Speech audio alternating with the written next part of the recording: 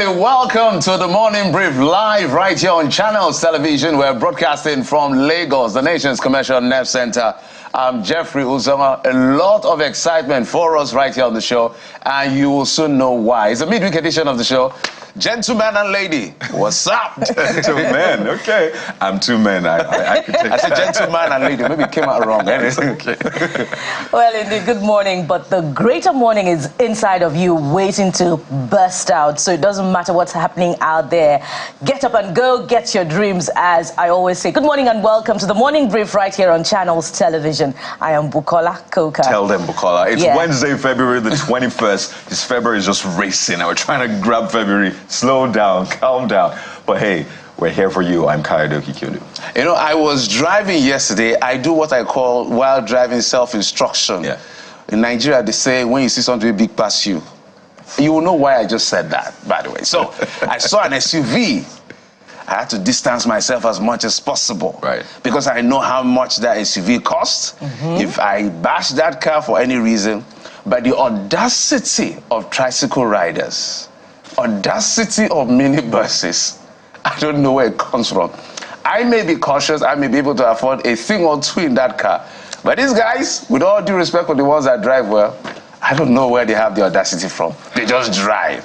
In my mind, I'm like, do you know what it will cost you if anything happens to that car in front of you? Guys, have you ever experienced that before? Yeah, well, they'll come down and beg and ask you to please they just forgive down them the floor. sin.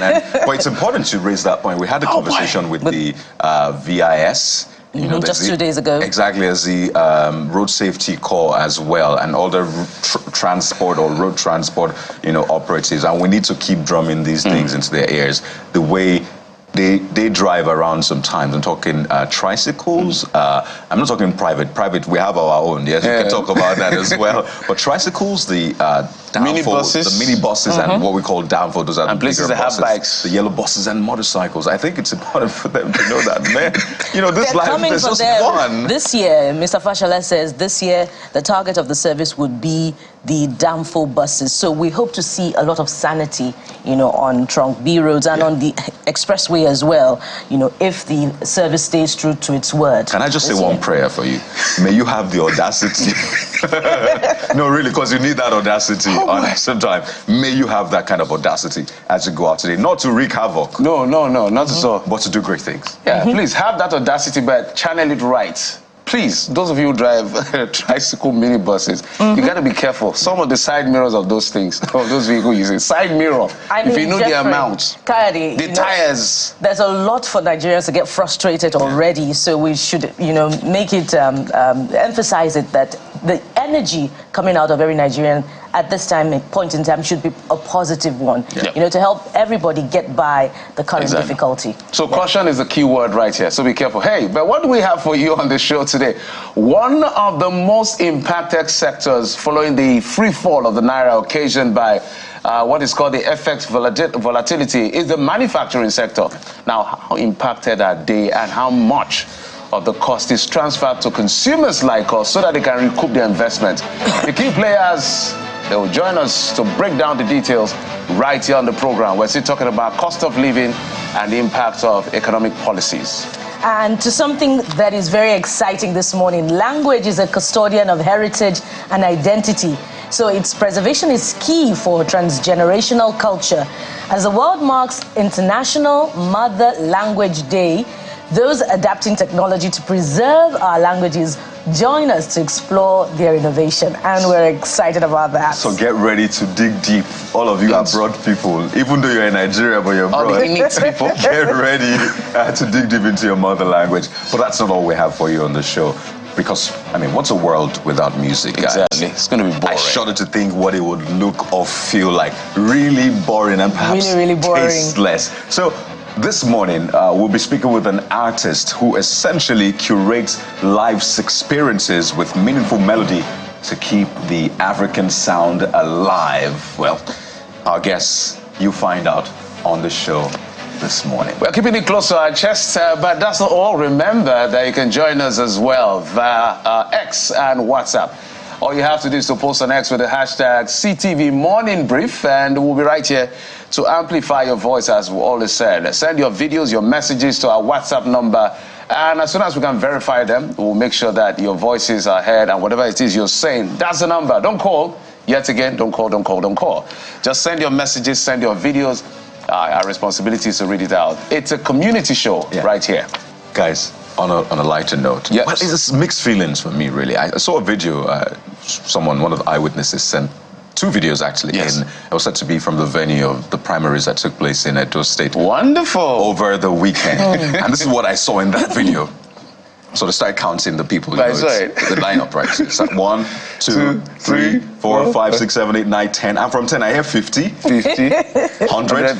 200, 300, and it's still the same people on the line. They just started leaping. 2 videos, I saw it. I don't know if you saw that video, but goodness me, if that is really how the primaries went, little wonder why the APC said they have not concluded the primaries. They had to release a statement saying, we've not concluded the primaries, okay, we're still going to conclude the process properly, but guys. I hope... No grief for anybody. Yeah. That's what APC members in Edo State are saying right now. I hope they fix it. The APC, as a ruling party in the country, they fix this, because before the election, they were quite organized, releases. But after the election, the basic questions cannot be answered. Who scored the highest number of votes? We don't know. Everybody has a version.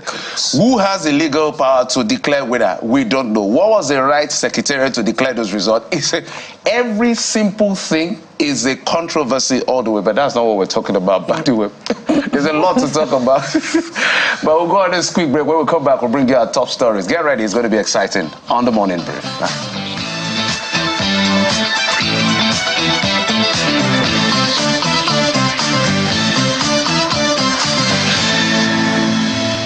Top on the brief this morning, another revelation that may be countering the efforts of government to mitigate hike in commodity prices. 32 food smuggling routes to neighboring countries have been discovered in Ilela, LG of Sokoto State. Vice President Kashim Shettima says about 45 trucks loaded with maize were intercepted in that area during his remarks at the Conference on Public Wealth Management in Abuja.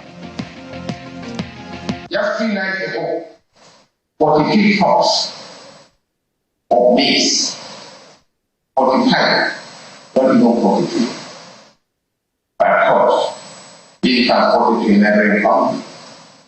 Just in that area, 32 illegal smuggling routes. And the moment those foodstuffs were intercepted, the price of maize fell by 10,000 naira. It came down from 60,000 to 50,000. The reality is that we have engaged in major macroeconomic reforms on the fiscal side, and what I really is not my remit, which is the monetary side, and it has come at a price. And at this particular moment, the cost of food and the availability of food is uppermost.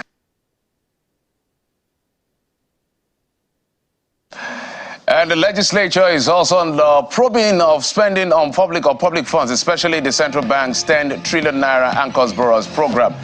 The Senate joined the plan, says the investigation aims, or plenary rather, says investigation is on to plug loopholes in future development finances activities of the CBN and resolved to set up an ad hoc committee to probe the details of the ways and means monies given to state government, manufacturers, aviation, banks, just to mention a few, which raise the country debt profile. It is classified as obligation, 30 trillion. This debt overhang, Mr. President, is responsible for the problems we're having, which nobody says he knows the detail, how they spent that money. Outside 809-something billion, which this parliament, this Senate, approved. Distinguished colleagues, the motion has been moved and seconded that the ad hoc committee be set up to interrogate the details of the ways and means, the disbursements and usage, particularly the intervention programs such as the Anchor Borrowers program, such as excess funding in the power sector, such as monies given to manufacturers and banks, and the airlines, and etc., to show up, which of course increase the current debt profile of the country. What the 9th National Assembly approved or ratified in terms of ways and means was not 29 or 30 trillion. It was 22, but there was 819 billion to attend to deal and address very serious infrastructural dilapidations that we had across the country. So if we have a ways and means that is 30 today, that means something happened between then and now. And it's for the National Assembly to find out what happened. And we hope they'll find out exactly what happened with that money. And just next door, their colleagues in the Green Chamber were tinkering with the nation's ground with an amendment bill to establish state police, which has now passed second reading. Sponsored by 13 members of the House of Representatives, the bill enjoys support from the majority of the lawmakers in the Green Chamber who believe fears over potential abuse by governors is insufficient to stop the legislation given the current security challenges in the country. Recall that President Bola Tinubu and 36 state governors consider the creation of state police as a solution to the festering insecurity. And while legislators are annotating on the Constitution on state police, bandits are still on rampage. Barely hours after killing 6 persons in Katsina, they have now abducted 26 others who were traveling along Gusau-Sokoto Highway in Zamfara State. They were reported to have blocked the road around Kwarin-Kera village under Maru local government area of Zamfara State and kidnapped all the passengers from an 18-seater bus and a saloon car. A resident of the area told Channels Television that the situation is getting worse as the bandits now block the road on a daily basis and also claim how a village called Balge along the highway harbors suspected bandits. He calls for urgent government intervention because before things get out of hand.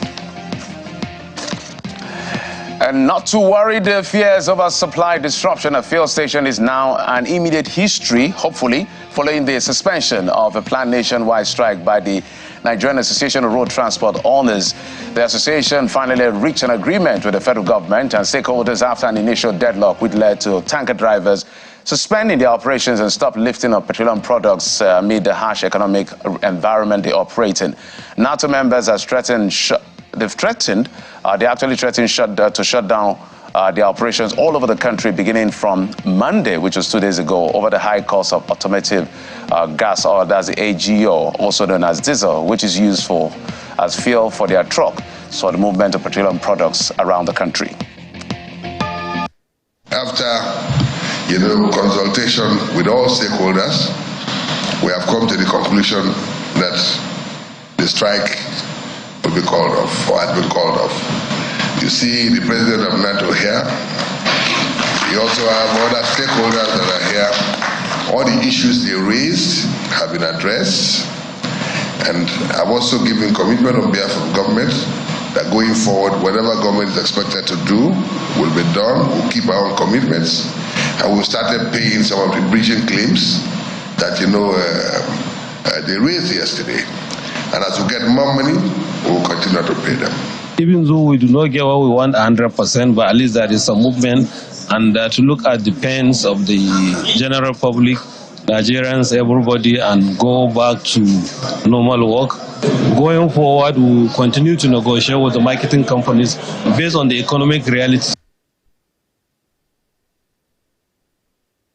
Moving on now, the ban on alcoholic beverages in sachet and glass bottles of 200 ml and below by NAFDAC is still causing unease among distillers who have embarked on a series of protests since February the 1st. The latest is by the employees of distillers and Blenders Association of Nigeria, DBAN, who took the agitation to the Lagos office of NAFDAC, and that's in the Solo area of the state, who had said such beverages were unregistered. DBAN members were seen with placards with inscriptions such as "Let Nigerians" or "Let Nigerian" or "Poor Nigerians breathe, let beverage workers breathe." Now, the 2 weeks timeline given by the Kremlin to release, that's outside our shores now, the body of Putin's critic, Alexander Navalny, who died in a Russian prison, is too long for Navalny's mother, was demanding for his body to be released. In a video filmed and recorded outside the colony where he died on Friday, Navalny's mother says she's been trying to see him for 5 days, but didn't know where he was. She was told the body was held for chemical analysis. And Navalny's mother, or wife, Yulia, urged the authorities not to stop his loved ones from saying goodbye to him. The family have been told his body will be released in the next 2 weeks. And in continuation of their search for a ticket to another appearance at the Women's Olympic Football Tournament after 16 years, 9-time African champions of Nigeria, the Super Falcons, will arrive in Douala, Cameroon today for Friday's 2024 Olympic qualifiers against the Lionesses of Cameroon. Coach Randy Waldron, who is back as the team head coach since after the FIFA Women's World Cup last year, says they are determined to break the jinx this year and seal a spot for the Paris Games. Obviously, is to qualify for the Olympics. We can't look ahead of ourselves as to the success in the Olympics until we get there. So qualification is going to be the primary goal. And we've got, as everyone knows, we have a very difficult set of matches coming up with Cameroon. I think Cameroon stopped us from going to the Olympics a few years back. I think the two countries know each other very well. And they certainly have a lot of talent, and they're very, very dangerous, especially in their counter-attacking style of play. But I really, really like our squad. I like the team. I like the team chemistry. We were able to get all of our players back in for these matches, and I think that's very important. So if we can put together our performances like we did at the World Cup, then I really like our chances.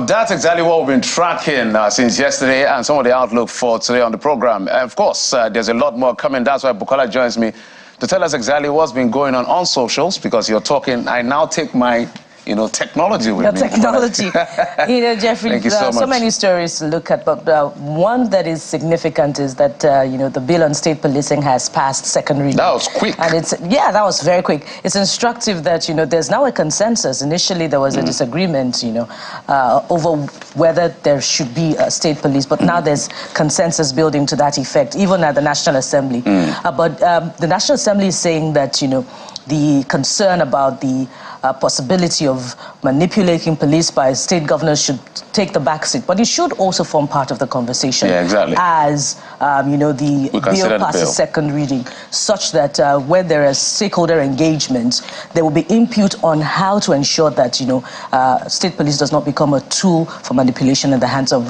governors. That's very, very important. That's very, very instructive, and I totally agree with you, because this was raised in the 2014 confab. It's about a 900-page document. So I was going through it, and I saw that when they raised it, some people they had dissenting voices. In fact, some said this will be a recipe for disintegration. Some raised concerns about funding. Others raised concerns about abuse, and the list goes on. But, they said there's a way to tinker with these things at the end of the day to make sure that everybody, yes, let's not lie to ourselves. Some governors would definitely make attempt at abuse, said it.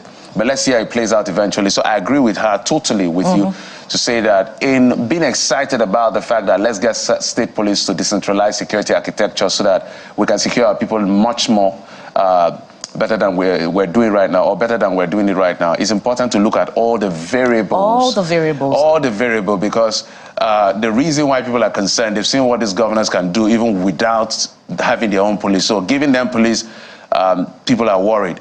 But what is important to us right now is for our people to be safe so that they don't get killed. Look at what happened. People being kidnapped in Zamfara along the Gusau-Sokoto Road. 26 of them. Innocent people traveling, they've been kidnapped. Now maybe they will have to pay ransom or so. The other day, 6 people were killed. These are human beings. Sometimes when we read these things, let's realize they are human beings. That's why I want to find out what you're saying, Bukola. Starting with state police passing second reading, by the way. Chinonso is talking this morning, and he says, I hope, more police without adequate economic and geopolitical structural reforms to support it will be dead on arrival. But people are hungry unless the government and state governments will reduce their over bloated budgets and channel the money to servicing more recurrent expenditures. Indeed, people are hungry, and all those variables that you talk about are what will go into the element of discussion, and which Nigerians are already reflecting on, as we see in Chinonso's post. Exactly. Now they are making more money. We've seen big numbers from FAC, so it's time to spend that money appropriately and not misappropriate it. This is from Osas Obares. That's a handle. Not in support. Too much abuse of power by state governments. Let the MPF remain, though need serious reforms. States can be permitted to have the civil defense that many currently run. And Mike Egbe says we can graduate the Civil Defense Corps to perform as state police. They would now be under the control of state governors rather than starting from the scratch. But this would now become a financial burden to the states who would have to handle their remuneration. But, Jeffrey, as you said, the subnationals are getting 60% more from FAC. So what's the economic activity that we're seeing in states? How are they more judiciously expending this fund for the benefit of Nigerians? One of the first places to start would be state police if the structure becomes a reality. Exactly. I remember some of them are already spending this money on the security for police and other security agencies. Remember, former Governor Nyesom Wike, you will say that they are not chief security officers of their state, they are chief logistics officers of their state. What he meant by that, we're just spending money supporting them. We don't have control over them. Let's see how that plays out eventually. Lockheed says, if state police will solve the problem of this terrible insecurity that is making farmers not to go to farms and seriously bringing out this beast of hunger, so be it. God bless the Federal Republic of Nigeria. I like the optimism. I like that as well. Shege, I hope it's not the same Shege in Hausa. It could be somebody's name. Well, Shege Gong is alias on X. He says, that's some significant progress.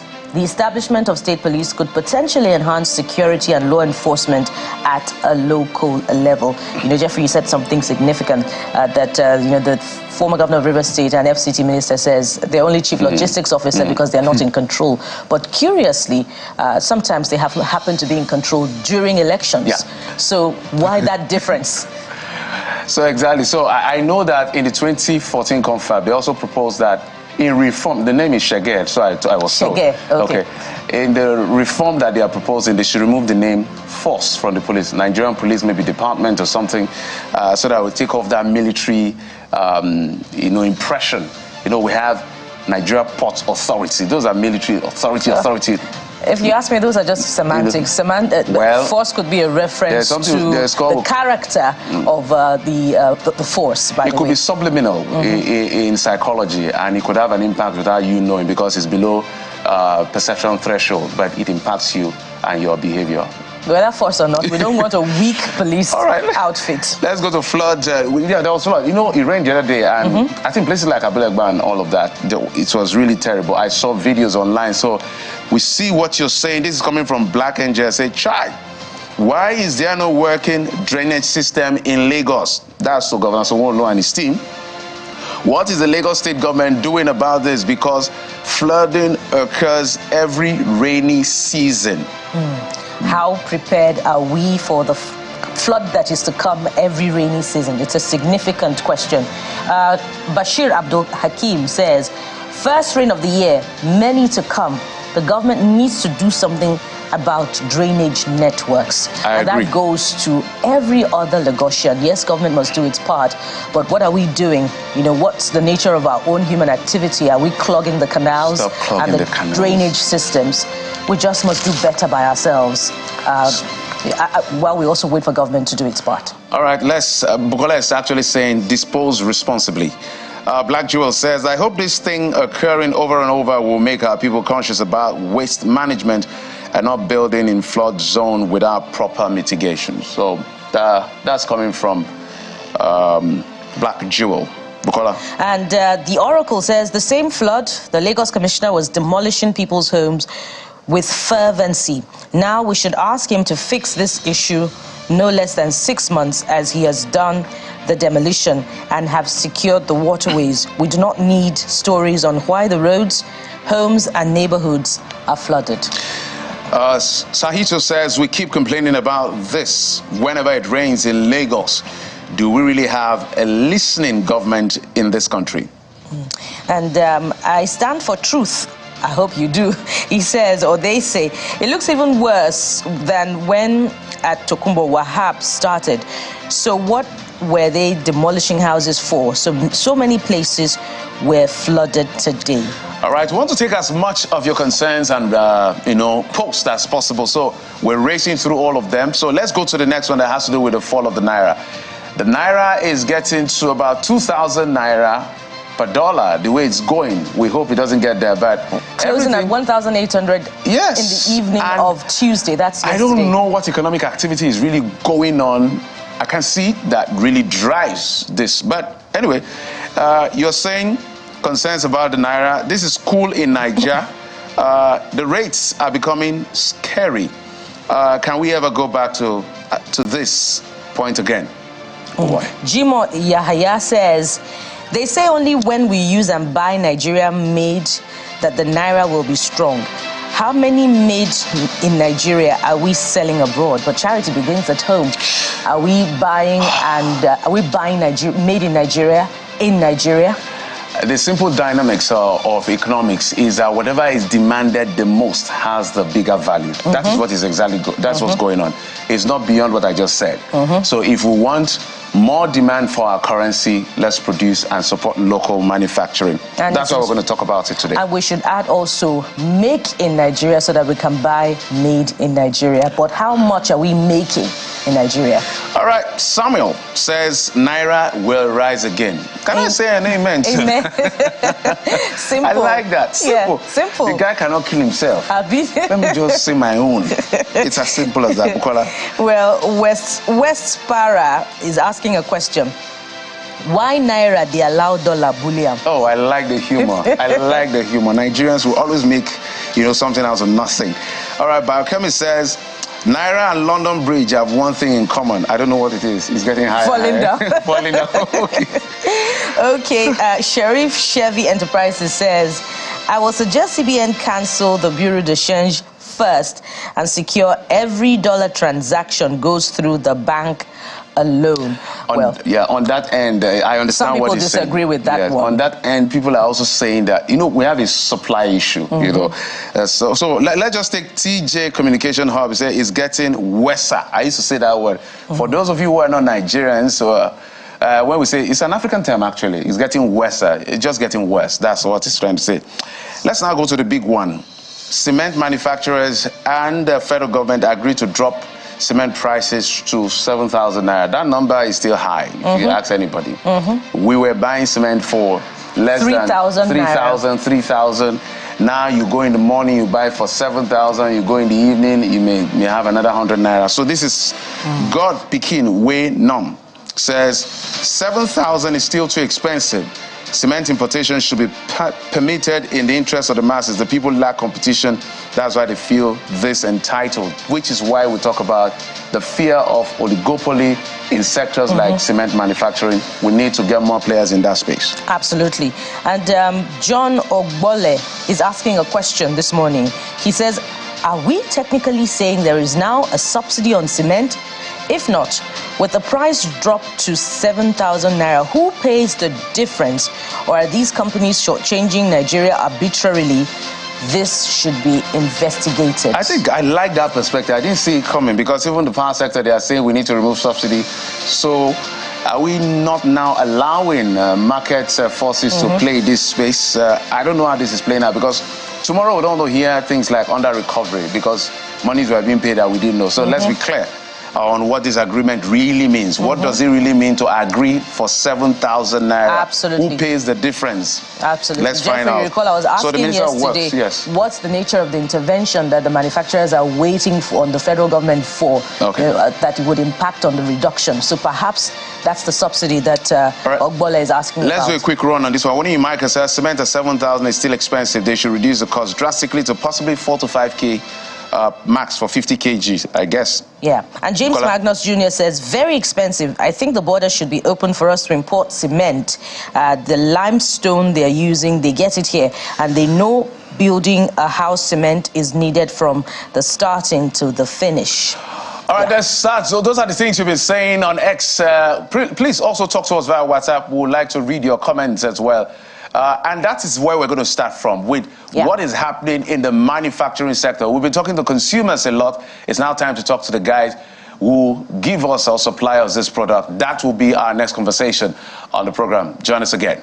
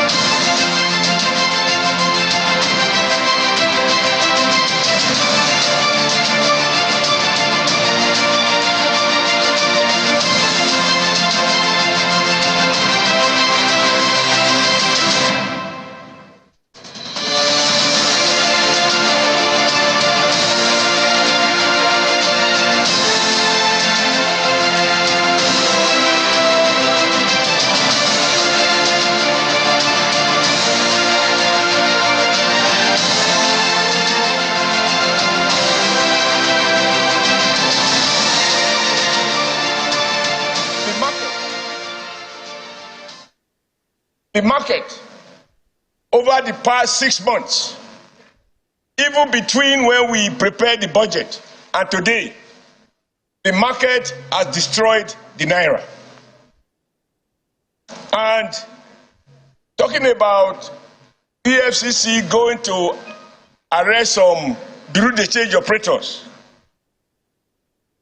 we are actually practically operating a system now in which it is those who are completely uninformed about monetary policies that buy and sell exchange rate under the tree that seems to be determining the real exchange rate. What the bank refers to as market means try to balance supply with demand. This is the policy that has crashed the naira.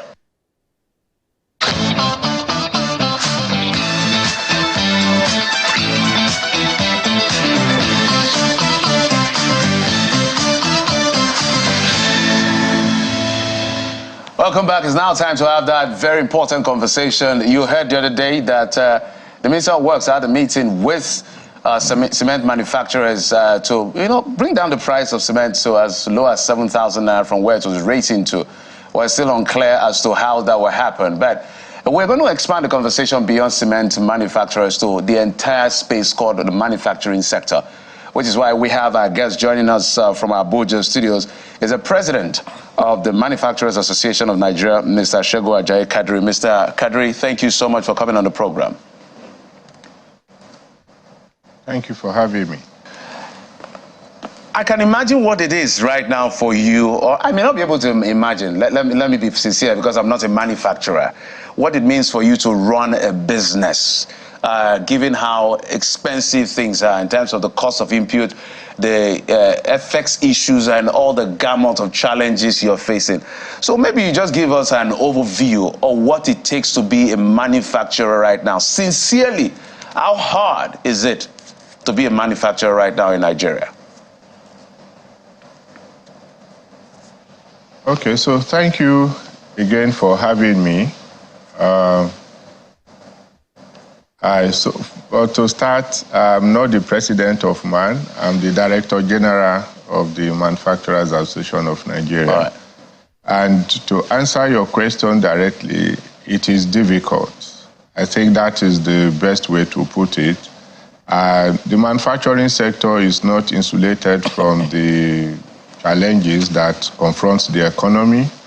But for a manufacturer, it is particularly difficult because you have to rely on the macroeconomic environment. You have to worry about how you are going to compete with similar products that are imported into the country that operate in environments that are more conducive for manufacturing.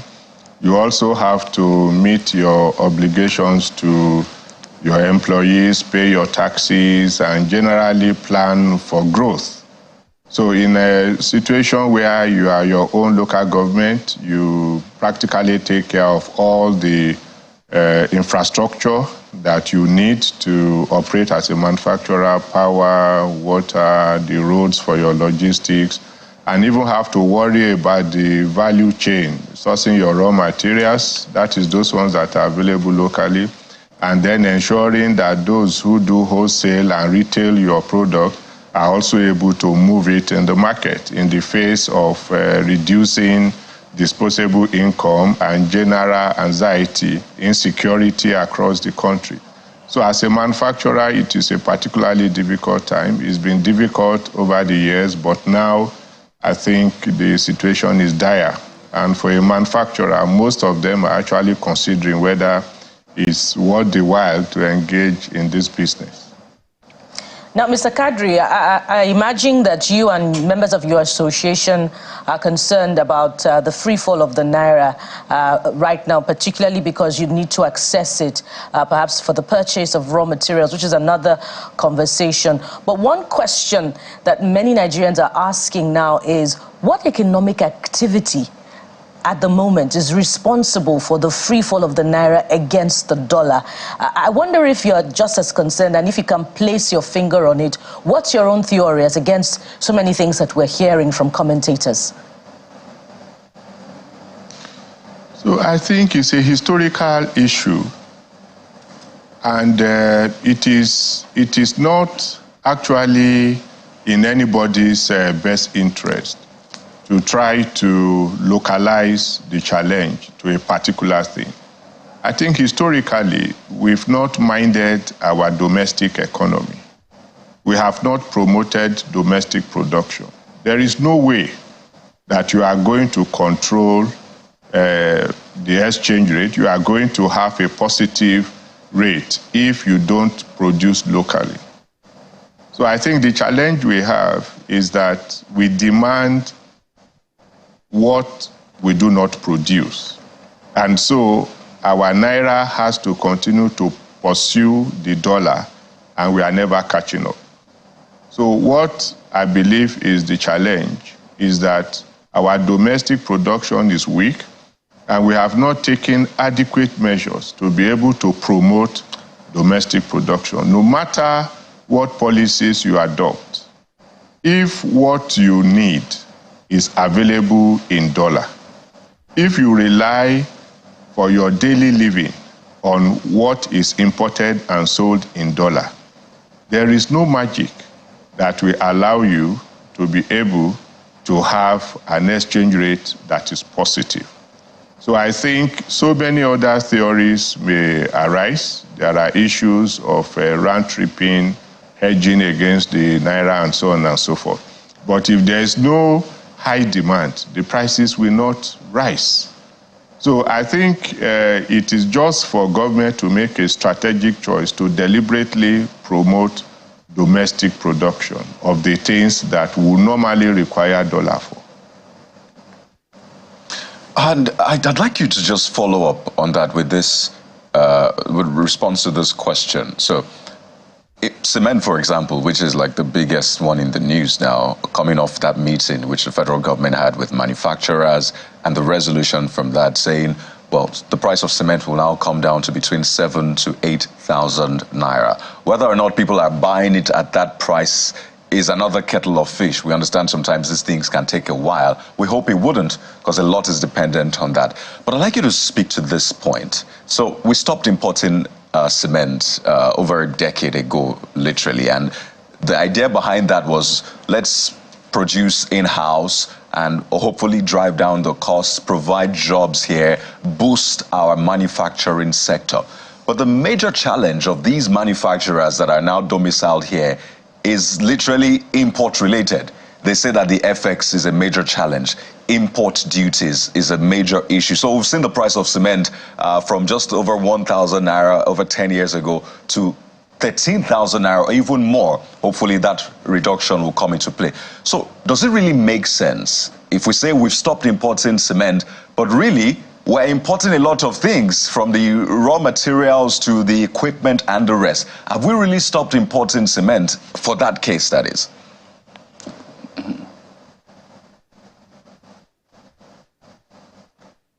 Okay, so I think that it is good for us to actually be circumspect when we are discussing issues like this. And I don't know how one will imagine that the price of cement will remain the same when every other price is rising. I mean, just by way of maybe by the side, I went out with my daughter to an amala joint. And when they gave us her bill, it was 3,000 naira. And so I told her that when we get into the car, we tell her the story of 3,000 naira. I told her that when I was at the university, I spent 3 years in the university. The amount that my father gave me for feeding for those 3 years was less than 3,000. So, and that was what she took in an amala joint in Abuja. So I think generally prices have risen, and there is no way you will expect that the price of cement will remain the same as it was 10 years ago, 5 years ago, and so on. But that is just a general background. But to why the cost is rising now, I think it's also good to know that the price of diesel has risen by, I bought it 1,350 naira 2 days ago. So there are so many costs that have gone north. And we need to situate it within the proper context. If you source the raw material for the production of cement in Nigeria, is that what you sell? Are you selling limestone? There are so many other production costs that goes into it. How about the cost of power? Cement manufacturing is highly power intensive. And so you need to calculate the cost of power. It is a good thing that the Honorable Minister met with cement manufacturers, and that is the way to go. Dialogue is what is important. So you do not just go to take a decision or make some expectations based on, with due respect, uninformed analysis and emotion. Because the price that cement is sold in Abuja, for instance, cannot be determined by the manufacturer alone. There is the issue of transporting it, for instance, of Dangote cement from Obajana and from wherever you are bringing cement. There's a cost to it, and there's diesel that is being used by those trucks. There are drivers who require you to pay them a certain amount. There are even people who will offload it from the trucks. What has happened to the cost that is adduced to all of this? Like I just told you about diesel. So it is not only the cost of manufacture. And when the Honorable Minister met with the manufacturer, there were certain things that were mentioned as conditions precedent to achieving that 7,000. So I believe that 7,000 naira to 8,000 naira is better than what we are having now, because some say it's 10, 11, 12, or 13,000, depending on where you are buying from. So I think we need to look at the whole value chain to be able to determine where the challenge is. And you need to sit with the manufacturers, for instance, to say, why are the costs rising? It cannot be in the interest of the manufacturer to make it impossible for people to buy his product or to deliberately increase the price, because you are going to lower your production utilization, capacity utilization. Is in the interest of every manufacturer to sell. So, and you know, generally, there is a reduction in the disposable income of the average Nigerian. So you don't have money to buy, and the cost is, the price is high. So it's not in your own interest to do so. I believe we should interrogate the issues further to be able to know where the problem lies and where the solution should come from. All right. Whilst we're trying to interrogate further, I want to look at a bit of a long term, before we come to some of the basics of the short term. One other concern that is being raised, I don't know whether this is also going to be looked at in the future, and I think it should. The space operates by perhaps oligopoly, because we know like 3 or 4 names in that space. And of course, you know, if you have more suppliers, technically it may not be as low as we want it, but it definitely will come down. Do you think that it is time for people to start coming into that space so that we don't have just 3 people, 4 people deciding the cost of cement across the nation?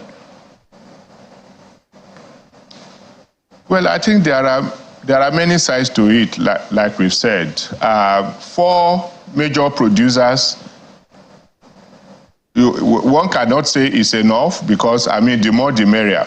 But the truth of it is that whatever is happening to the 4 players now will happen to number 5, number 6, number 7, to number 20, and so on. The issue is that the environment in which we operate is not conducive. And I don't think we should underplay this fact. There are so many issues that confront a manufacturer in Nigeria. And I think government has to be intentional about making that environment conducive so that we can have a lowering of the prices. If we have more players, it's not going to improve the operating environment. What it does is that it will allow for maybe presumably more competition, and you may have a situation where you have more players and the prices do not come down. If all the other issues do not conduce to that narrative. And I must also say that investment in cement manufacturing is huge. So it's a market that not so many people will be able to come into to play. But I mean, I would agree with you. I mean, the Manufacturers Association of Nigeria promotes competitiveness and competition in each sector. Would like to have more members play in that space. But the major issue is the environment in which they operate, which has to be conducive for us to have fair pricing. Speaking of the environment in which you operate, sir, let's look at the activities of the manufacturers now, particularly in accessing Forex. Before now, the conversation was about delisting 43 items from accessing Forex. But now that that ban has been lifted, tell us about how manufacturers are accessing Forex. Are you now getting it from the banks, or you go to the Bureau de Change operators? What are the variables involved in that? And how is that impacting on the free fall of the Naira, or perhaps it's the other way around? Tell us what exactly is happening in that space. Thank you very much, because that's a very important question. And I think that we should take away politics, we should take away emotions, we should be patriots so that we'll be able to find a solution to it. Because if this free fall of the Naira and the galloping cost of, of foreign exchange is not addressed, is potentially very explosive. It might lead to so many terrible conditions in Nigeria. You see, for us in the manufacturing sector, for instance, there are some raw materials, machines, and spare parts that are not available locally. So they have to be imported into the country. Answering your question directly, we've never had adequate supply of Forex through the banks. And we have made spirited attempts to engage government in such a way that you prioritize allocation to the sector, because it is one sector that has the capacity to even help you to generate the dollars that you need. So if you give a manufacturer adequate Forex that he needs to import his raw materials, spares, and machines, you can easily trace the process completely, from raising the Form M to when the product is cleared at the port. You can completely understand what he's doing with the Forex that he has gotten from the official market. If he's able to bring it in, he's going to produce at a cost that is lower than it should have been. And then he will be able to sell. That means he will be able to help you to bring down inflation. He will be able to help you to generate more jobs. is going to pay more taxes, is going to provide more business for people who do wholesale and retail. Households' needs will be met. We are going to expand the content of our local manufacturing. And very importantly, if the environment is conducive, you will be able to export and repatriate the profit, and it will be in dollars.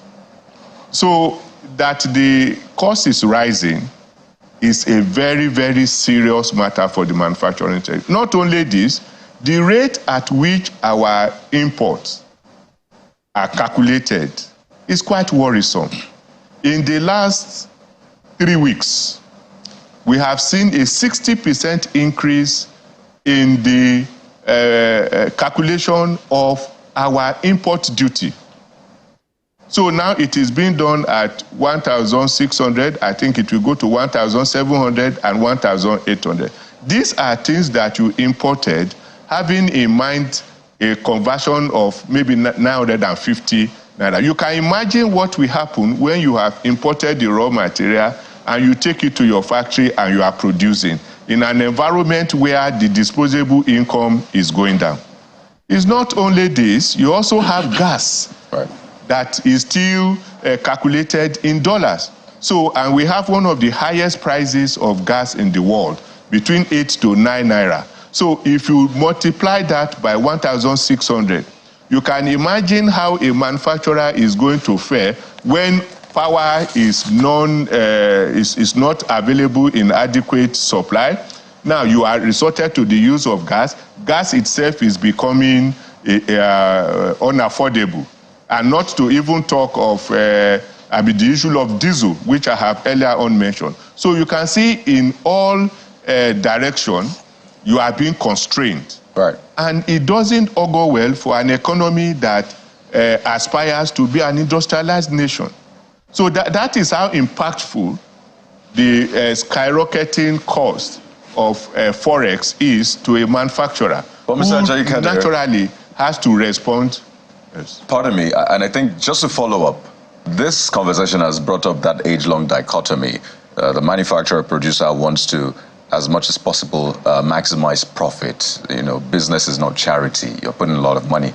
And for those purchasing the everyday Nigerian, they want to try as much as possible to purchase at the cheapest, so such that at least their disposable income is still disposable to a large extent and still helps them to survive. But you've made some points which has now taken us back to the question which I asked earlier.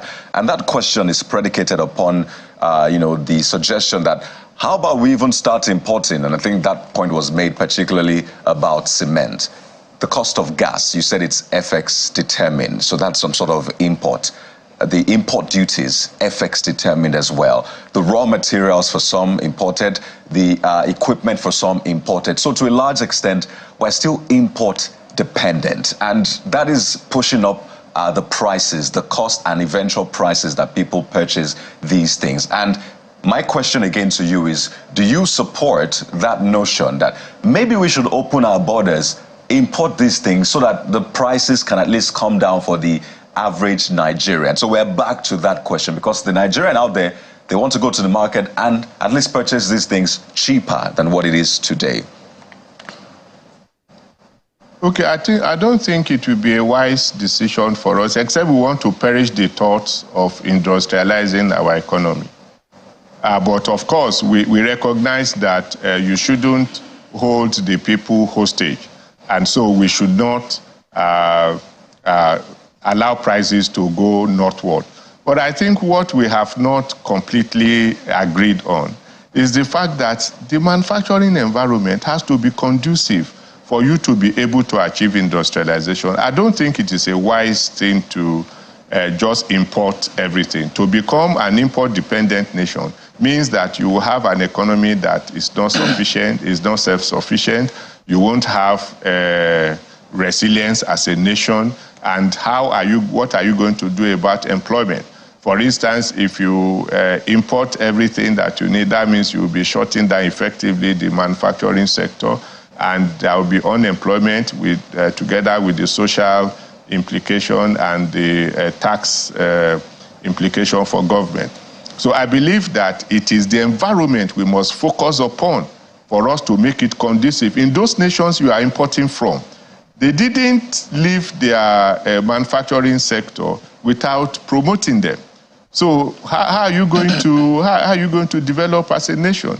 I've said it that manufacturing is a strategic choice that a nation has to make for it to be self-sufficient, for it to be resilient, for its people to have jobs, for government to be able to raise revenue, and quite importantly, for them to be able to export. Because if you export, you will be able to earn forex, and you even make your environment to be conducive for foreign direct investment. You cannot run away from an environment that is conducive for business, and that is what I want you to actively promote. Because importation is being short-sighted, continuous importation and just opening your border is being short-sighted, and you are just postponing the doomsday.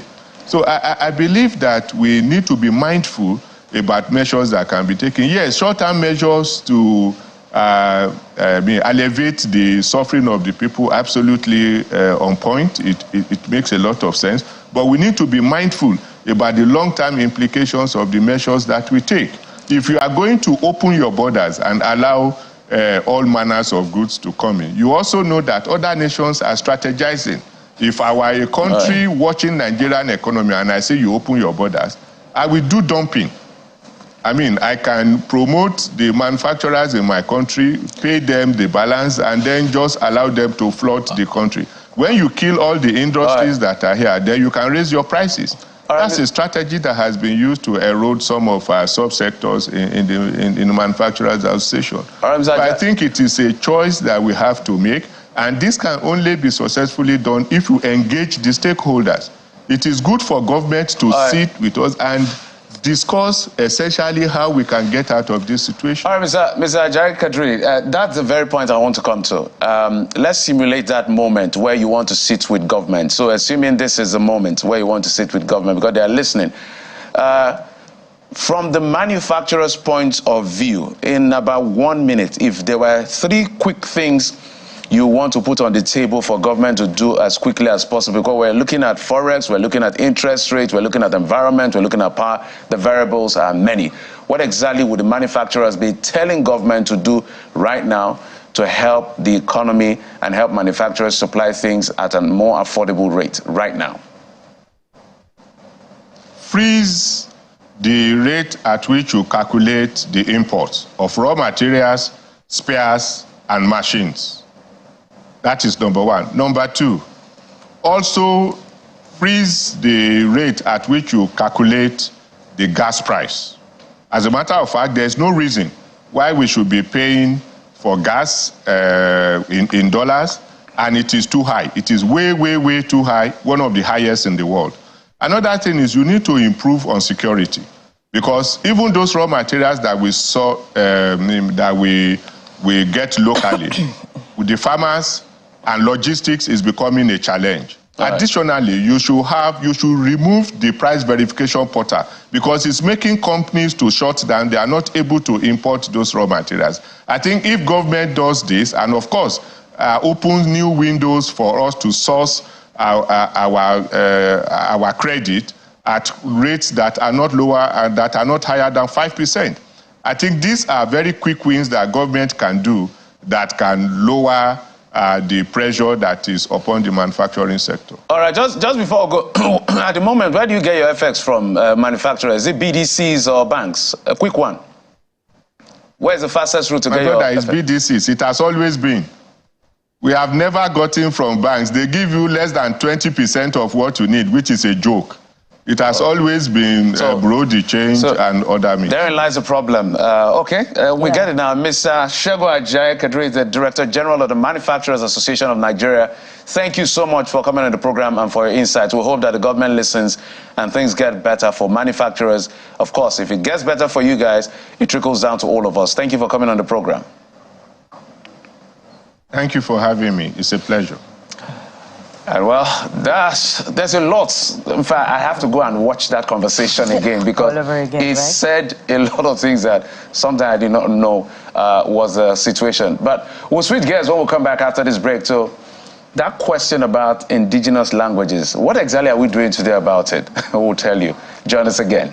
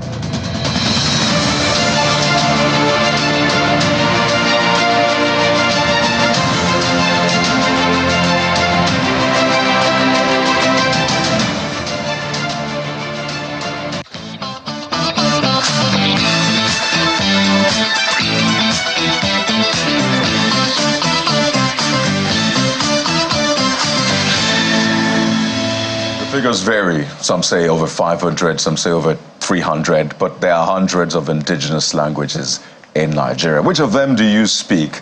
We did a little game before the show asking each of us to say, God bless Nigeria, in our mother language. I wonder what it will be for you. You can send in that, maybe a video or an audio or text, what God bless Nigeria means in your mother language. But today is the International Mother Language Day. We know how important our culture is, not just for our identity, but for a number of things. In fact, a lot of people say your technology is literally built on your culture, but we're seeing that fast getting eroded across board, from even the Gen Zs to the digital natives, and you just wonder what would happen to our mother languages or indigenous languages in the next 10, 20 years. That conversation we're going to have right away. We're joined on the show this morning by Oluchi Anoro. She's an Igbo language advocate, startup co-founder, and a pharmacist. Hi, good morning. Hi, good morning. I must say I love the hair. It speaks indigenous already. Yeah. Good to have you on the morning break. Same here, thank you. But she's not the only one joining us on the show. We also have Anthony Otagbe, who's a Chief Executive Officer, Izesan Limited, joins us live from our Abuja studio. Anthony, good morning. Welcome to the Morning Brief. Morning. I just want to put you guys on the spot. How do you say God bless Nigeria in your mother language? And I'll start from Oluchi. How do you say God bless Nigeria? Chukwu gozie Nigeria. Chukwu gozie Nigeria. Yeah. I like that. Anthony, this might be a bit tricky for you. We'll come to your story, but how do you say it in your language? Your mother language, that is. That would be Osnoblarekpa, Nigeria. I love that. That's a long one. Long one, right? So, ladies and gentlemen, it's a day we're celebrating, and you know it goes deep for us because we're very cultural people. We are really cultural, and I wonder what this means to you. How would you describe where we're at now with our culture, particularly the language, which is at the core of any culture? Well, I would say that mother tongue is gradually eroding because of a lot of factors. Let's say immigration. Right.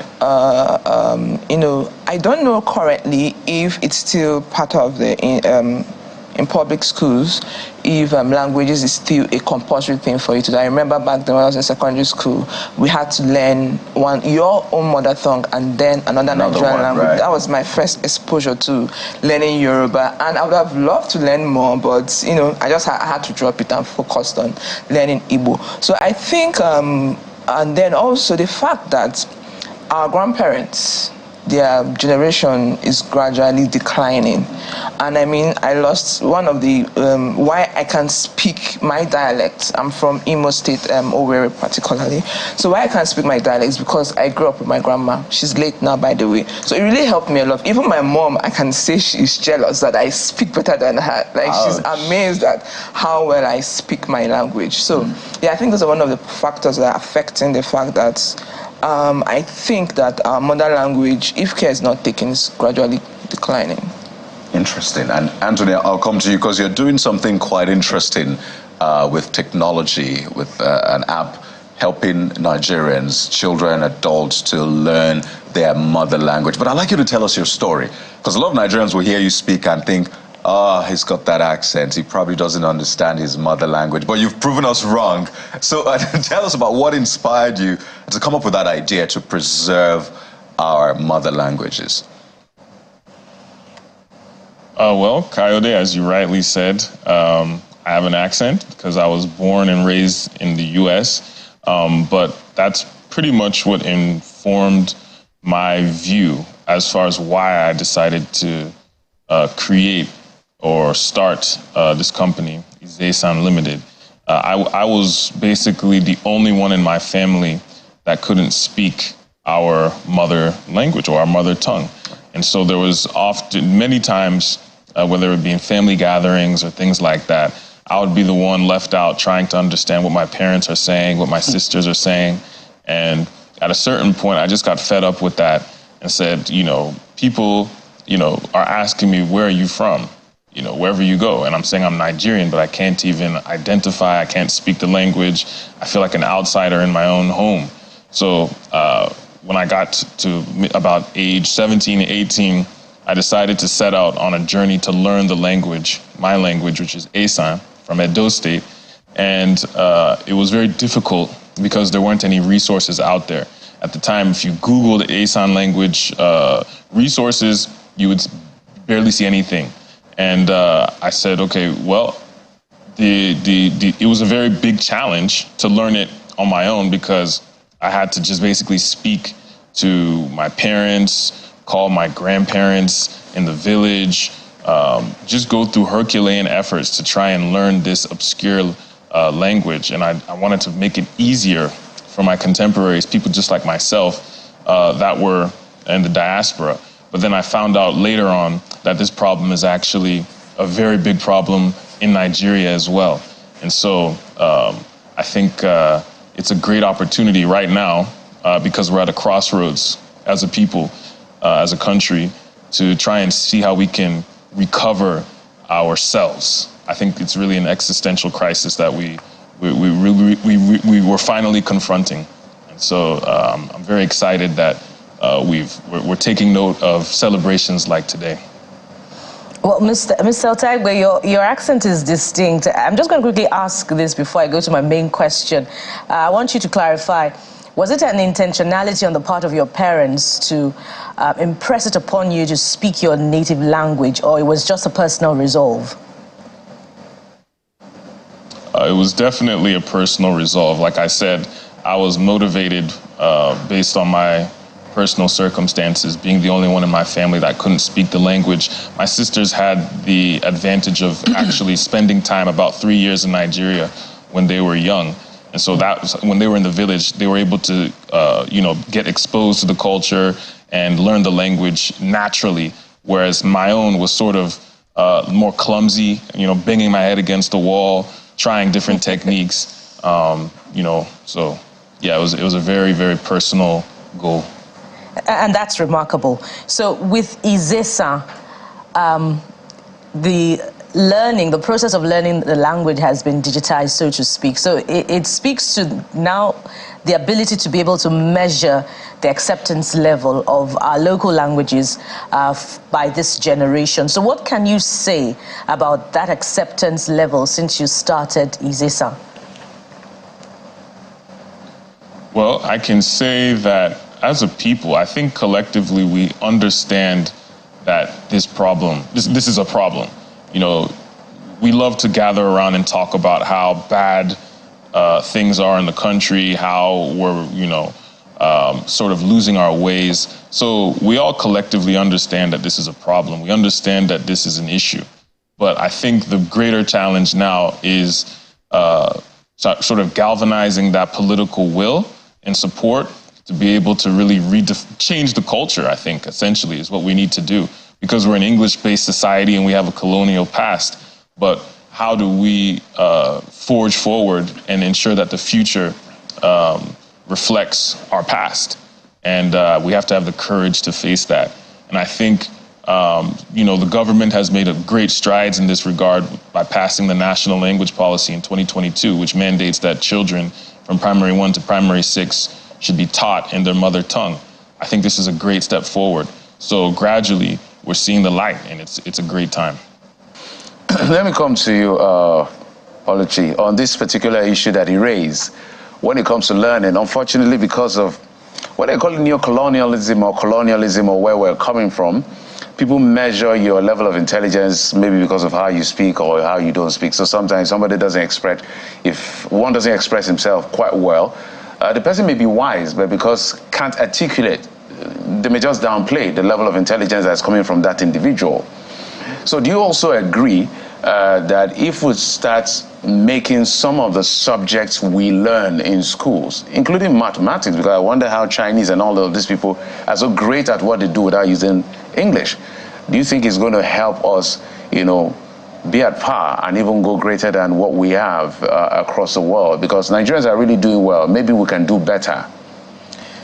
Yeah, okay.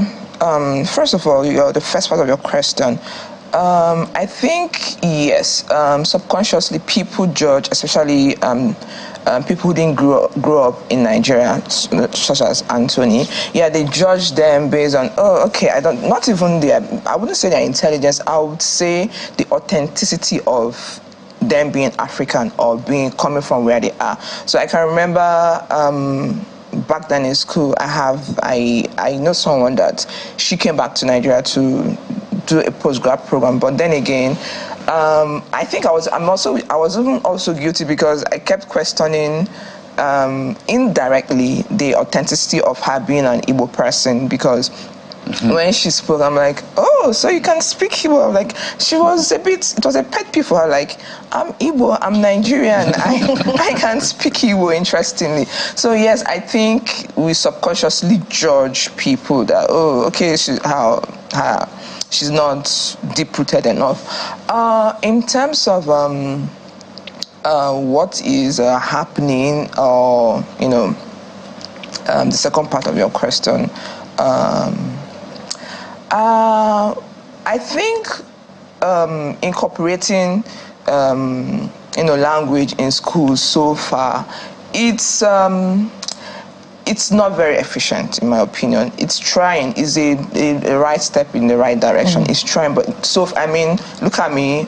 I was made to learn Yoruba, which is a good thing. But then again, ask me the little Yoruba I know right now is maybe go come. So I think a lot more needs to be done, and the best way to actually solve that problem beyond incorporating it in our curriculum is going to the roots, which is family, which is, families, the nuclear families, being intentional in making sure that their children get to know about their languages is very, very key. I think that's the best, because apart from when he introduced me, I wear a lot of hats, and one of them is because of my love for my language and for me to continue to make impact, I also instruct people. I teach people Igbo, and most of my students are adults. Like 90% of them are adults who want to learn their language because their parents were not intentional in teaching them about their languages. And you would think that you have younger students signing up, but no, it's the adults, because they feel left out. They want to identify with their culture. They want to know more about their culture and their languages. So I think the way to address this thing is for parents to be more intentional with their children, because that's the only way we can solve this problem and catch them young. And I think it's important to also highlight the fact that our mother languages are cool, right? They are cool enough. Yeah. I remember then they tell you don't speak vernacular, and that's already a tag that's been given to a mother language that is in itself has a lot of expressions. I mean, you can listen to the proverbs in our mother language. They're beautiful, they're rich. It's even hard to translate them to English without losing that richness. It's deeper. It's deeper when you say it the way it is. And it just reminds me, and I think to Anthony here, perhaps both of you, how to make our mother tongues, how to make them cool enough. Because they are actually cool. We see a lot of animations that are now, stories of Shango and the rest, and people are like, wow, where did you hide these stories? Where have they been? We see our fashion, the adire and all of that. We go out there and people are like, wow, this is cool. So Anthony, the previous government came up with this policy. I know it hit a lot of, basbos, or literally people gave it a lot of basbos when it was announced that, primary school teaching should be in your mother language. That's the Buhari government just at the tail end. So was that the way to go then? Because now we're looking back and thinking, maybe this was actually the good way to go. Perhaps the timing was another thing entirely, because we're battling a lot of things. But do you think that's a policy we should follow through with? 100%. As far as the timing is concerned, they say better late than never. I think the issue, if you really look into it, the former Minister of Education, Adamu, had actually spent the majority of his tenure as the minister to try and pass this policy. It took him about 7 years. And so I think that speaks to bureaucracy, but it also speaks to the idea or the notion that this has been an issue for a long time. It just hasn't been addressed. And so now that we're finally addressing it, there's still time, because we still have the time. We still have our elders. We still have people that are eager and willing to try and repurpose and modernize our languages to be able to fit into STEM subjects like science, technology, mathematics, and so forth. So we have the energy, we have the zeal, and we have the resources to be able to do this. It's just, again, being able to galvanize that support and the resolve, which is why today as a company, we're hosting an event on International Mother Language Day to sort of spearhead our grant program called No Nigerian Language Left Behind. And it stems from the idea that all languages in Nigeria are equal. We want to step away from the notion that there's a major and a minor, there's a small and a big. We believe that this work can help to bring about inclusion, among other things, to help Nigerians to identify with each other and understand each other better. So I 100% believe that even though it might have took our government a long time to get this done, it doesn't knock the fact that it's very necessary. Indeed, very, very necessary, which is why I want to follow through yet again with the point about instructing in indigenous languages. Oluchi said earlier that it just may be inefficient, and for good reason, when you consider that most parents from generations before our generations have not been particularly intentional. But if we left it, that way, won't we be, isn't it more to lose than to gain? What if we considered a combination of instruction in both English and indigenous languages such that we can get more children to be able to speak their mother tongue? Oluchi, that's for you. Okay. Yeah, it's not a bad idea. It can also help. So I feel addressing, making our indigenous languages, promoting our indigenous languages is a combination of a lot of things. Policies, which includes instruction, teaching languages, subjects such as mathematics and English in our indigenous language. It will also help. I mean, it's more like it's going to make it more out there, going to make the students, realize that beyond just it being a means of communication, you can also learn using your own mother tongue. So it's a combination of a lot of things, even technology, just like what he's doing and what we're also doing where I instruct in Igbo, which is called Top Set. We're leveraging technology to also promote our mother language. So it's a combination of a lot of things. So Anthony, let me come to you on this particular one with essentially, because sometimes I'm curious to see people who were born in London, maybe speak Yoruba and all of that. I wonder how to do it. But let's come back home to some of the challenges we are facing. Do you think that, or what do you propose should be done in generating that critical mass of how it is important for us as a people not to lose that language identity and carry it on wherever we go? I'm impressed by how you look. You embody it yourself. You just don't want to speak it alone. You look like a Niger Delta chief from somewhere in Edo State and all of that. So how do we help get that critical mass? Not just the fact that we're speaking it, to tell people that this is important as a journey through life. So you're in the boardroom, you're in professional spaces, it's important.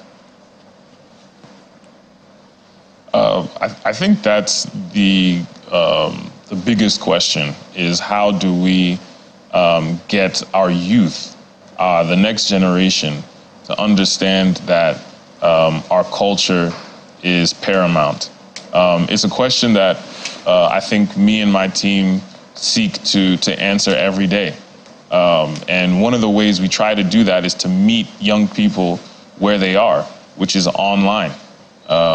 That's the reason why we're digitizing Nigerian languages, but we're also trying to make it entertaining.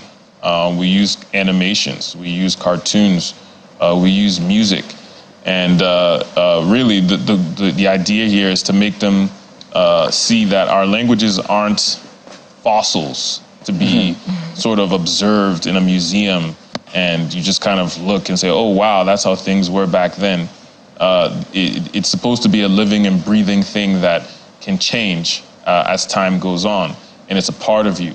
Personally, in my own journey in learning my own mother tongue, I've come to understand things about myself, about my family, and about the history of my heritage, of my people, and what that's done for me in terms of personal growth and the confidence whenever I'm in international circles is what to know where you come from. It's beyond words what that does to your psyche, and I think that what we need to do. I think Oluchi's point about making sure that as in our families that we speak the language. I try to do that in my own family as well. I try to speak Asan to my wife. I try to speak Asan to my daughters at every opportunity that I get. But that we have to all just understand that this is a collective issue. A problem shared is a problem solved. And we just need to come to that understanding that our languages are important and our culture is the key, especially to solving the educational crisis that we're facing right now. Aside from just cultural preservation, if we really want to solve the systemic issues in our country, like education, you have to go back to education and culture and language. That's my belief. And it's not far-fetched. I mean, if you just take a look at some of the countries doing great, you see that they're still big on their indigenous languages. It's even on their keyboards. It's how they instruct. It's how they do things. And that's how technology grows from there. But, I mean, we've said a lot of English, right? So I want us to break it down now. Let's do some knowledge transfer. I speak Yoruba very well. I know you speak Igbo, right? Bukola, you be the Hausa speaker for us on the show this morning. Oh, God. So don't disgrace me. So it's going to be simple. It's going to be simple. Jeffrey, I only speak a little. A little of it. I mean, that's great. Jeffrey, which of the languages are you choosing? I speak my mother tongue. My language is actually called Obolo. Obolo. Yeah. Okay. So, but you know, I'm from Akwa Ibom. I love that. But people will think, oh, everybody speaks Ibibio. But there's Ibibio, there's Anang, there's, what do you call it now? Oron. Then there's Obolo. They speak in Akwa Ibom and they speak in River State. So that's what you're giving us this morning. I'm half-caste, you know, that is just... And actually, of course, you speak Esan for us. Someone, by the way, wants to know what pounded yam is in Esan. So this is what we'll do. We'll talk about the basics in our language. So basics like, hello, how are you? Does that work? Yeah, sure. Hello, how are you? Then we've said God bless Nigeria. So hello, how are you? And then maybe any other thing you want to say, you translate. So I'll start. In my language, if you want to say hello, how are you? So what is Bukola going to speak, by the way? Well, I'll try the smattering Hausa that I know. Bukola is she's being humble. I'm going to add one line of Hausa. Okay, there you go. So hello, how are you? How are you is Bawoni in Yoruba. But what is hello? Hello. You see? There you go. So those are the challenges. Some of those words don't exist, but if I want to say hello... No way. Hello. So you say, Bawoni. If I want to speak to Bukola, I'll say, Bawoni, Aburomi. Dadani. You want me to respond in Hausa? So you could respond in Hausa. I'll try. I don't know hello in Hausa, but I could try some of the greetings. Inawuni, Inagejia, Ya, Lafia Kalo. I hope my Hausa friends. I hope I tried. The only thing I know in Hausa, which I like very much, is Zokachi Abenchi. Come and eat. Zokachi Abenchi. Of course, Jeffrey will not come and eat in Hausa. Zokachi Abenchi. Beautiful. So Zokachi Abenchi. Anything that has food around it is nice. You find Jeffrey there. So in Igbo you say Ndewo. That's hello. Kedu Kimere. Have you eaten this one? Have you eaten? And then what's Bolachi? Right? Bolachi is good morning. Good morning, yeah. I know. So did you want to pray for Nigeria and Europe? No, I've not said my own, no. We'll come to you. Do you want to... Oh, yeah, pray for Due to popular demand, by the way. Due to popular demand. Wow. Yeah. Just a short prayer. I was just told that now. Wow, okay. The first one we said, Chuku Gozie Nigeria. Chineke mee ebere ka obodo anyị dị mma n'aha Jesus. Amen. Amen. How do you say amen in Igbo? Amen. Amen. Amen. Jeffrey, your turn. No, not to pray, right? What is it? Hello, how are you? No, that's too deep for me. If you're talking to anybody, say Ngwang Irere. How are you? Irere. Ngwang Irere. So how do I say I'm fine? Izang. But if you want to say in Ibibio, then what do I say? Idioko. Oh, it's just like Abadie. Idioko. Abadi Idioko. I love so that. Ngwang Irere Izang. That's Obolo. Yeah. Then if you want to speak Ibibio, that means I don't know what to call that. Idioko.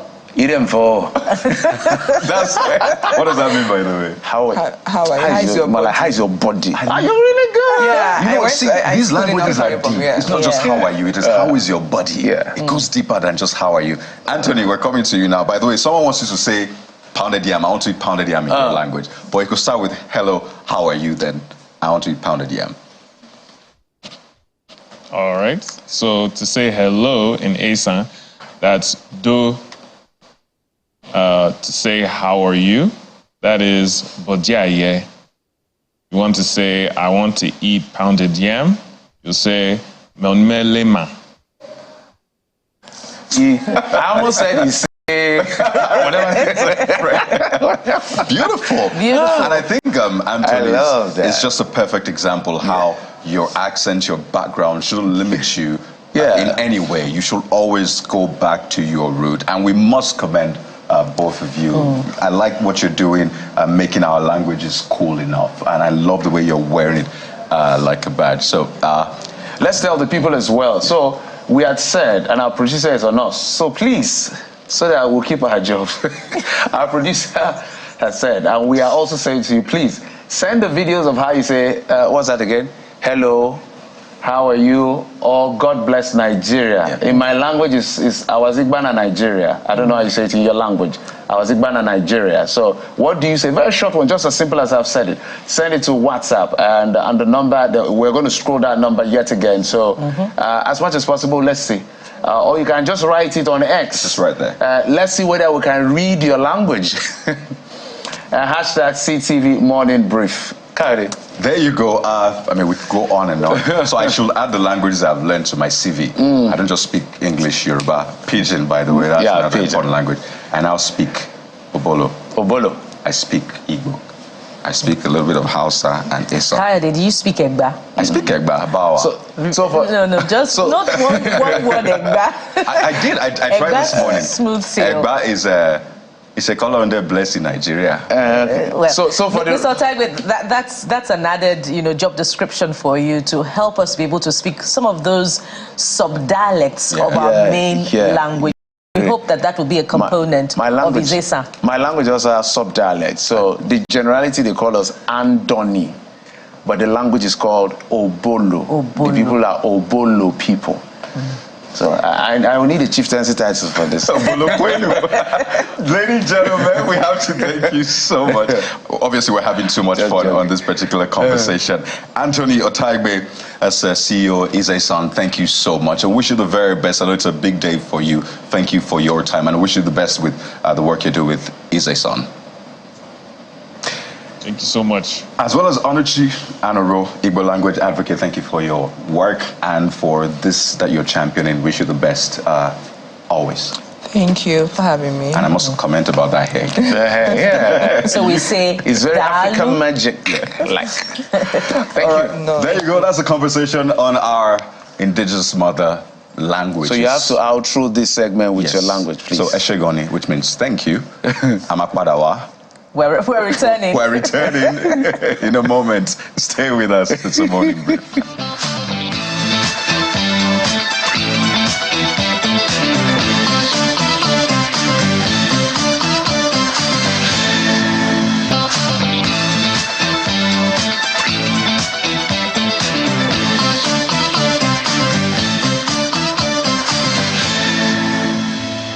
Welcome back to the Morning Brief on Channels Television, and we're progressing to the next leg of our conversation now. You know, they say that music is solitude, and it is rightly so, particularly amid these many challenges that Nigerians are going through. So music is solace, and we have someone on the show this morning that provides that solace, not just with his brand of music, but also with his lyrics. Let's welcome Wizard Chan, or is it Khan? Chan, Wizard Chan. We're so glad to have you. Welcome to the Morning Brief. Thank you for having me. My first time in the channel. On the show. And you look good, but I can't resist the urge to ask, do you consider yourself weird? With your outlook, your outfit? Eccentric? I don't know how to describe myself, but I like to stand out. I like to be different, but not too much. I don't like colors on my body, so I mostly worn black for a very long time. Really? Yeah, like if you go to my wardrobe, it's just black. So what do you call this attire? Okay, so these are masquerade pants. I call them masquerade pants. Yeah, we call them masquerade pants. Just more like signify, when these masquerades, they have this furry body and stuff, and this is like a cloak. It's just something I'm doing for my fan base. It's more like a merchandise, for you to identify as a lover of my music. Okay, you can get like masquerade pants and the cloak itself. And it's a self-discovery element that you found about yourself in the course of your music career. Yeah, I always knew I was going to do something like this. So I just had the idea. I hooked up my stylist. His name is Monarch. He's from River State too. So he makes them for me. I just tell him how I want it, and he makes them for me. Fantastic. It's unique, if you're asking me.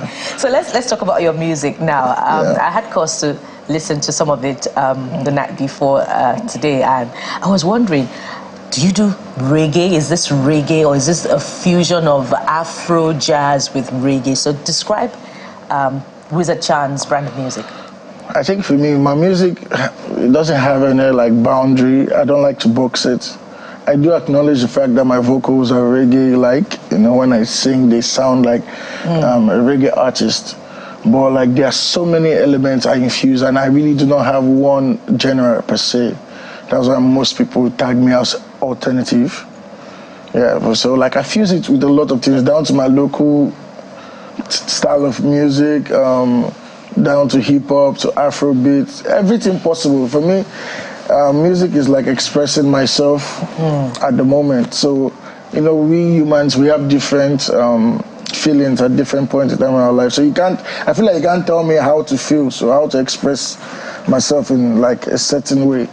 You know, like for example, hip hop is for you to feel a bit tough. So if I'm feeling tough today, I'm going to be on a hip hop beat. If I'm feeling spiritual, I'm going to be on this. If I'm feeling that, it depends on the feeling for me generally. So I just make that music. So you don't want to be boxed as an alter, for instance, which works for? Because let's begin with the definition. I know you don't like to be boxed. The thing is, at the end of the day, you have to be somewhere, right? Yes. You can't just be generally called like a musician. If you need to be in these categories and be on the charts, you need to be somewhere. So I think for now, I would just say alternative, because I mean, that's the only one that makes a lot of sense to me, or fusions, or I don't really know. You know, these days we have a lot of like genres and all. So I would just say alternative, because that's even where I got my first nomination on the Headies.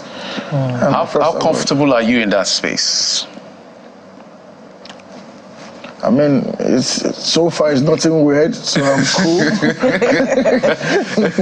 It's nothing weird, nothing out of the ordinary, nothing that would damage my morals and beliefs. So I'm cool. The reason I asked that question, because now we have a lot of everybody, the bandwagon of Afro Amapiano and all of that. So I needed you to help us, for the people that are also looking. Oh, Wizard Chan. I think I saw it. Was it the Headies, the last one in the US, where you won in that category? So they're like, okay, I can be comfortable in my own skin and still get these nods as much as possible. So I just needed to walk us through how you keep your head up, despite the fact that you may be looked at maybe as an alter. I mean, for me, because I've been doing music for such a long time, to be honest, you know, there's a difference between you've been singing for a while and you've been in the industry for a while. So basically, I've been doing music since like 2011. That was the first time I went to the studio. And I got to the point where, for me, music, it was no more about making it like, but I didn't even believe I was going to make it at some point anymore. So I was just writing songs for my kids, hoping that one day they would just want to wake up and say, oh, my dad has this dope songs. That was actually my mind space, even when I was on like writing songs like the Earth song, the song that blew me up and stuff. So I don't bother about a lot of things. If I really am bothering about them, then there are a lot of songs I have in my archive that should be coming out, that people term commercial. But for me, because I need my music to pass a certain message, so I don't really mind. And it's a difficult road, to be honest. It's not even easy because you know, music in general can be depressing if you let it be. But for me, I've just taken it that, okay, this is what I want to do, how I want to do it. I'm happy that if I go home, my mom is singing my songs to me. It's very comfortable seeing that your parents can actually sing your songs and they don't have to like mute words and feel any way about it, you know. So interesting. And I'm going to that point. I'm going to get a bit personal because your name Wizard Chan. Here people are like, oh, Wizard Chan. Why Wizard Chan? And then it also the title of one of your songs, the Angels and Demons. Demons and Angels. Demons and Angels, pardon me. Okay, so demons come first before the angels. I was trying to flip that, but and they're like, oh, wait, what's going on here? And then they see you on channels television and they see your outfit and they're like, I knew it. There is something about this gentleman. What is it about you? Tell us the backstory of your name the title of your song, what inspires you essentially? Because a lot of people will look at you and say, this guy is enigmatic. Some will say, he's even dark, going into, you know, some of these deep things. Yeah, so for me, you know, life inspired me. So I'm not going to lie, you know, I just sort of like found myself in reality, you know. I didn't grow up, a lot of people say we grew up from like a poor background. I didn't grow up from that. I really had everything I wanted as a kid, to be honest with you, right? And you really don't know what life really has for you. That's why I always tell people, I say sometimes when you grow up from like a certain background, that you turn poor, you don't know what God is doing for you, because as an adult, you already know what life is waiting for you forward. You know that nothing is fair out there, right? But like people like us, we grow up and just meet life. And you're like, it's not meant to be like this. But it's meant to be like that. Life is not fair. It's crazy. So down to my university days in Ghana, a lot of experiences I went through, down to 7 in Sokoto. And I nearly lost my life. So I think there was a point where I had this, during the COVID period, I just went to this hospital, and it's sort of like these people were just like, maybe like an organ or investors kind of people or something, overdosed me. I was trying to like, I don't know, just basically trying to take me out for no reason, and I actually thought I was going to die that night. It was really bad. So I think at that moment, you just understand that life is so delicate and short. And I'm like, why are we even scared to talk about the important things? Like, just say them, right? Like, people are shying away from saying things that is reality. I feel like I just say things that you think about. But the difference is that they say keep a positive mindset about it. Wizard, because I don't believe I have limitations. It's more like when you say, this guy's a computer wizard. I'm just a musical wizard. So like WizKid. Yeah, like WizKid, like, you know, but people take it. Is that what motivated you, by the way? Did you see Wiz? No. Take the wizard part, elongate it. No. That was the way. It's just that I actually just felt like there's nothing impossible with me. Like, it seems, and I actually do mean it.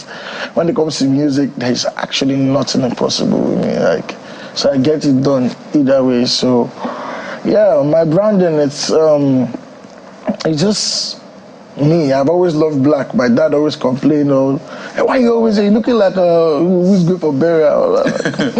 I just like it because I don't have to like think about, does this color match with this, does this, and I'm fair, like too. So like it was just easy for me to always put on black, and I just feel comfortable with it. I mean, with time, you're definitely going to grow out of it. But for now, this is where you'll grow out of it. I don't know. At least I'm sure my sister and my mom are still hoping. They're praying that Lord. They are hoping that, like they'll say, I hope you will go and do an all black wedding. Are you married? No, I'm not. Because I'm wondering if you were to approach your in-laws this way, will they not be scared? I believe in. You don't judge me from how I look. I actually do believe in that. I am an educated person, like I'm a nice person, so you have to get to know me. I believe that a lot of criminals in this world look so neat, and you wouldn't even know that they are the ones stealing the most money. Yeah, so sure. If we keep that stereotype up that he has dreadlocks or he's wearing baggy pants, then masquerade pants. Yeah, the real criminals will just be walking past you. Dressed in suit. No, not really. Like, thank you, because I just wanted to. Not really. But what I'm trying to say in general, that it's no actual look for a criminal. Someone might just be hungry and homeless, but is still a good person. Yeah, true. So you can't really tell. We have rich people that are like still stealing. We have poor people that are stealing. For me, I believe in balance. So it's not even about the look. And Wizard, you know, your personal story speaks, you know, to deep issues about how challenges are not peculiar to those who are from a poor background. You say you're from a privileged background, and to an extent, you still experienced all of those mind issues. And you know, it gives cause for reflection on your lyrics. I was listening yesterday, and you know, I heard a number of things. Sorry to put you on the spot, but I meant to ask you this question about some of your lyrics. From angels and demons to Pharaoh, you talked about making a liquor and a tree from angels. You talked about burn the bush to please my soul.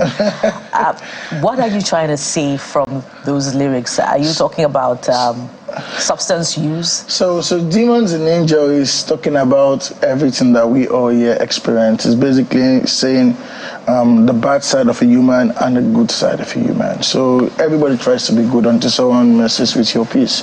That is what it really means. And I was talking about myself. I felt like, and the time I was recording that song, I was really, really angry. And that's why it starts by saying anger management is me locking up myself in my room. I'll make it a cell to avoid disrespect. A lot of people don't know I'm even Nigerian, right? Because I'm always indoors. And I'm indoors because I don't want anyone to like cross the line and you now bring out the violent person in me. They will not say he's a bad person. But I believe that we all have angels and demons. The angel is always your first, it's always there. But the demons are around, they're looking for opportunity to come in. And that's where you get angry, right? That's where you actually get angry. So for me, I take drink. Not that I drink wine, actually. That's all I drink right now. But like, you know, when you're making music, you make it for a large scale of people, right? So I said, make some chemistry and mix the liquor. That's for me. And the tree, that's for the people that take the tree. You know, basically, that's just me saying, that's how sometimes I just have to like calm myself down and say, okay, I'm drinking, I'm just chilling. Even if you're drinking water, it's like, you know when they say drink water and mind your business? That's me just saying that. Then I go Isn't it an endorsement for those who burn the tree anyway? It's not basically an endorsement. Remember I said like I am a realistic person. Whether you like it or not, these things happen. There are people that believe that that's what takes away. For me, I don't believe it. I believe the problem is still there. Even if for that moment you're taking it, you think you're okay, but it's an illusion, right? So it never takes away the true pain. And for me, I think pain is good. Because it makes you remember that you're human, right? So, all right. Yeah. So basically, if I deduce or infer what you're saying from some of the lyrics you say, maybe the angel is at the reception, the demon is in the room, just in case you want to show yourself. You want to show yourself. So let's lyrics. Maybe we can compare notes. Maybe get bars from Jeffrey. The economy is difficult for a lot of people right now. So if you were to put it in words, what exactly will you be telling people? Because you say you're a realist. Those realities should convey some of the challenges you are facing. So if you were to maybe speak to young people on how to navigate this period, because the tendency, young people are restless, they're adventurous, they could do anything. What would you be saying? To be honest, if I'm to say my mind, I might get arrested, man. So. No, don't say the one that will get us banned. No, I know, that's what I'm saying. If I'm to say my true mind, it might not go as planned. But for me, I always just tell people, I struggled for about 6 years, 7 years, basically nothing. You know, and one day I woke up, I said, I'm done with Port Harcourt. I wanted to come to Lagos. That's 2022. And I just knew I just had to leave at the moment, and I left. You know, came down to Lagos, kind of like stayed at homeless for like 10 days, sleeping in my car, stuff like that. And I came when September, October, right? Yeah, and by December 24th, I dropped that song and everything changed for me. And I would just tell them, just be patient, and you have to. The only secret I know is to be consistent. Like I said, I've been doing music since 2011. My family, my parents did not understand it at the time. Trust me, like they don't. Sometimes they're like, what's wrong with you? Like, just go get a job. You know, your brother is a doctor. There's that. But right now they're proud because even down to me carrying the job movement in my head, you know, always making use of it in my language, in my music and stuff. But they are now proud. So you just have to be patient. You have to be consistent. There are no shortcuts. You take shortcuts, it's your problem, not my problem. Either way, that's how I see it. As we wind down, quite a deep conversation we're having, and I'm glad that you're not the type that shies away from these issues. I mean, it's obvious from your music, and it's good to see you're getting recognition that you deserve. So, speak to us about, on a final note now. Today is the International Day for Mother Language, and I'm sure you caught some part of the conversation that we had. Please. You were He's an Ijaw brother. This is already appealing. And he sings in his language. It's my show, brother. So we're looking forward to hearing exactly. that. So I just want to tie that. Why you laugh? What's going on? It's a tight spot. It's a tight spot. But it's your music. It's my music. Exactly. But it comes from what I like to call temera spirits. So if you keep me on the spot to like have a conversation in my language, I'll stutter a lot. I see. So you need to be in that comfort zone. Yeah, not even a comfort zone. For me, when it comes to music, like I say, it's a feeling, right? I don't think I mostly don't write your songs. The songs on the ones I sing in my language. I don't write them. They just freestyling. I don't even call it freestyle. It just happens. I can't even record it to where people are. Like I have to tell everybody, please, can you leave? So are you in touch with some spiritual? Would you describe? Don't we all do, right? At the end of the day, we all do. I feel we are created in God's image and likeness, and so. Which one is yours? Some say I'm Christian, I'm Muslim. Some say I'm Africanist. Which one is yours? I am born Christian. I like to identify as it, but at the same time, I have a little bit of. I really just want to understand more about why we have so many religions. So you're a free thinker? I won't call myself, like I say, if I'm praying, I still pray in the name of Jesus. So that's for fact, right? But like, I'm still trying to understand why so many religions. I remember I googled that stuff, and one day I saw about 4,000 something. Like over 4,000 something people believe. You thought it was just 3 years, but I'm like, all these people think they are doing the right thing. Someone is doing the wrong thing. Someone must be lying somewhere, right? I hope it's not me, though. Like I hope we are the correct ones, but lyrics for your next song. So give us a line in your language. Give us a line. We hope you find the truth. I mean, we'll find it in the end. Well, a lot of people have found theirs, but we're hoping that you find the truth. Okay. Yeah. I mean, Mr. Chan, so give us a line. Give us a line. Yeah. Okay, I'll just give a line from the song I just dropped, which is Demons and Angels. It says like, do I have to sing it or say it? No, there's a line from your language. Your line from what's your language, by the way? Didn't tell people. Okay, I'm a Jaw, I'm from Okrika, right? Okrika in River State. Yeah, Wakrike, which means we are not different. Okay. That's what it means, Wakrike. Yeah. So that line, there's a line in your song, one of your songs that is indigenous. So that's what we want to. Yeah. So you can do something that you're comfortable with, that you're at home with. So in Demons and Angels, I said Balafama, Urube na Angela Puni. So it's like don't be scared. Balafama means don't be scared. Urube na Angela Pu. It's like demons and angels, and they are fighting. It had to be good. It had to be good. See, like because of my head. Could be any good say because of my heart. Kokomaye, like it is true. Okay. So like Ganima, dad don't be angry. My Ganima, mom don't be angry. Okay. And then I said, I beg no vex on me. Some people like me militant. Asawana. So like we that's joke. The Asawana spirit. Yeah, like this. It just shows how beautiful our language is. I'm listening to you, and it's just intriguing. Hearing that. Yeah. The only thing I know in is Ipasisi. That's which please. Yeah. Oh, okay. All right, I think that's both of you will still do that collabo after we close. I'm a German. And Kanye will produce We're totally out of time. All right, Mr. Chan, thank you so much for being on the program. Thank you for coming. We look forward to more of your successes and featuring you more on the show. Thank you very much for having me. God bless. Jeffrey, that's how it's being on the program today, right? So, what are we? Okay, we have a video. We have a video for you. Yeah. Okay, so from the view. Yes. So we told you to send your video. So take a look at it.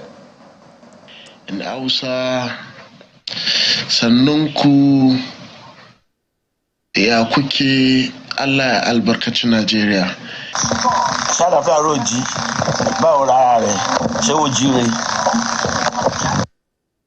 Èkìtì kété, nǹkan ọdún òní o, àyájọ́ ìdìrà o. Mo kí gbogbo ọmọ Nàìjíríà o. Mo mọ̀ fèdè Èkìtì ṣeré, mo mọ̀ èdè ìbílẹ̀ ra ṣeré o. Ní ó kú, ẹ káàárọ̀ o. Money show Channel, ẹ káàárọ̀. Nàìjíríà ẹ káàárọ̀ o.